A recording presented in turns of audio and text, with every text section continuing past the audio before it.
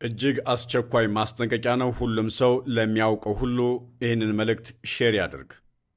እየፈራረሰ ያለው አምባገነን አገዛዝ ከነገ ጀምሮ በመላው አማራ ከቤተ ክርስቲያንም ሆነ ከእድር የሚመለሱትን እንዲሁም በየቤቱ አርፎ የተቀመጠውን ማህበረሰብ ከካድሬው ጋር በማስተባበር ከዚህ በፊት እንደለመደው ነገም ፋኖን የሚያወግዝ ሰልፍ ለማድረግ ዝግጅቱን አጠናቆ ጨርሷል።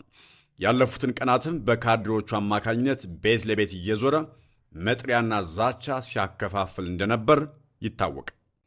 ይሁን እንጂ ማንኛውም አማራ አገዛዙ በጠራው ሰልፍ ላይ እንዳይገኝ ፋኖ አስቸኳይ ማሳሰቢያ ሰጥቷል። ነገር ግን ይህንን ማሳሰቢያ ወደ ጎን በማለት በሰልፉ ላይ የሚገኝ ማንኛውም አካል በወቅቱ በሚደርስበት ጥቃት ፋኖ ኃላፊነቱን እንደማይወስድም አስታውቋል። በመጨረሻ ግን ያለፉትን ቀናት አስደናቂ ድሎች ተመዝግበዋል።